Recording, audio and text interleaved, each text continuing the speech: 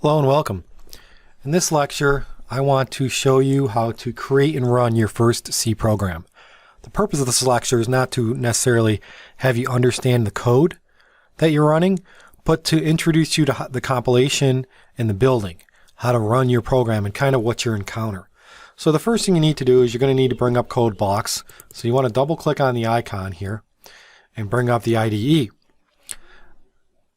Now we know from the past that the first thing we need to do before we can write a C program is we need to create a project.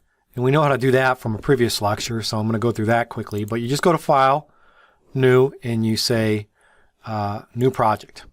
We're going to select the console application. We're going to keep the basics defaults. We're going to say C, Next. We're going to actually create a, just say sample app.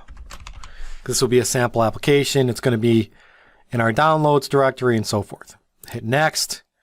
We're going to create, release, and debug, and say finish. Now by default, this is going to create a file for us, main.c. I'm going to delete this because I want to show you how you can create your own single source file. So here I'm just going to say remove from the project. And again, the purpose of this lecture is to introduce you to the build and compilation phases.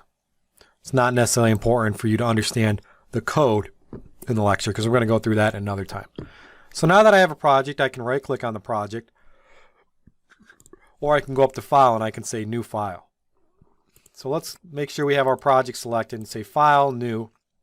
We're going to just say Empty File. This is going to create a new empty file in our project, and we're going to add it. So we're just going to say yes. And what we're going to do is we're going to name this, and we're going to put it in the sample app. We're just going to name it test.c. And it's going to be empty, and we're going to create it for both debug and release. And so now you'll see that we have one source file, test.c, inside here. So we have an empty source file. I'm just going to put some example code in here. You don't need to understand the code. So we're just going to quickly copy and paste, or actually quickly type this in. And you'll see this code completion, which is nice for the IDE. But I'm just going to create a basic program with some example code, and we'll explain this later.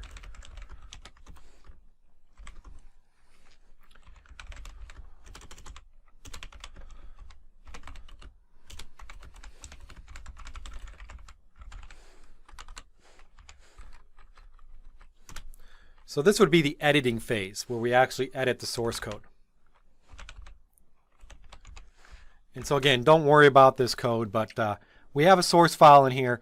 And what we want to do once we've actually created our source file is you'll notice that there's some code in here, and that the name of the file has a C extension. So that's important. We have test.c.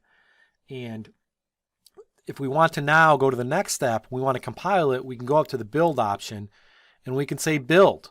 And what this is going to do is it's going to compile the program, test.c, and it's going to link it. So if we say build, you'll then see that there's output in the below log. Might be a little tough to see. But when I selected the build option, it actually tried to build the sample app project, which included one source file, test.c. And what this output window is showing on build.log is the command used to compile, which is Ming32GCC. It then used some compiler flags, you don't really worry about it, and it took as input test.c. And then from the input, the next thing it did was it linked, right after it compiled, the O file that was generated.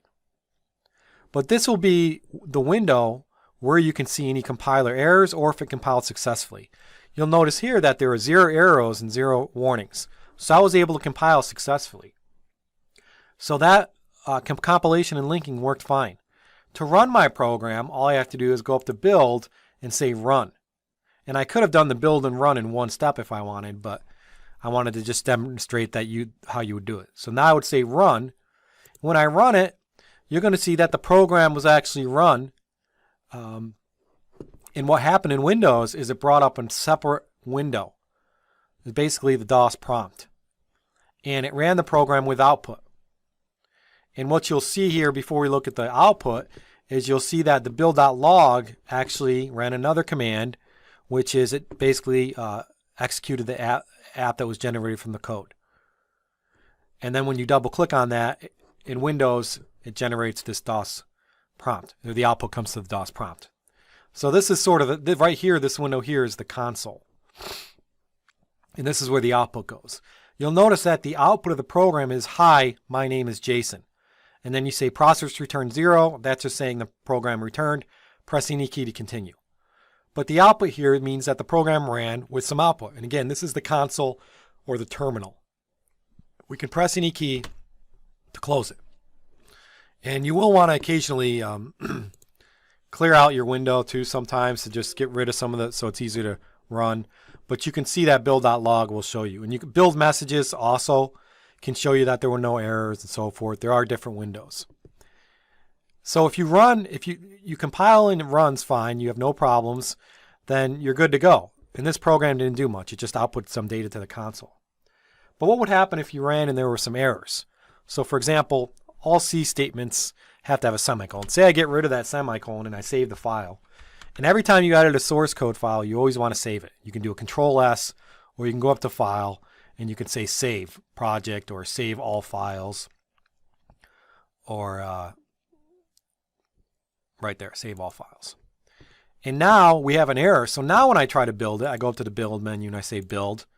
You'll notice that if I go to the Build log, there's a big red highlight that says 1 error. And it's mainly because I forgot my semicolon. But this window here is the build log window that shows you that there's compilation errors. So you cannot run a program with a compilation error. We know that. Okay, so this is what you would see in errors, and running successfully is what you would see prior. So again, the purpose of this lecture is to show you how to build and run a program. The source code doesn't necessarily matter. So we were able to create a project. We were able to create a source file, test.c, and then we built it, which did the compiling and linking at the same time, and then we wanted to execute it, we just hit the run command. And if you have any errors when you build and compile, you'll get a red highlight and you'll have to go back and fix that error by adding the semicolon, hitting Control S to save, and then going back to build, and if we build again, you'll see there's no errors, and it'll build.log. So it built successfully, and then we can then run it again. And again, running it will bring up our window here and our output for the program. Okay, so a nice little demonstration to show you how you can build and run your first program. In our next lecture, I'm going to give you a challenge. I'm going to give you an assignment to do pretty much the same thing, except change the output a little. So you don't really need to understand the source code that much. You just want to change the output. Okay, I hope this was helpful. Thank you.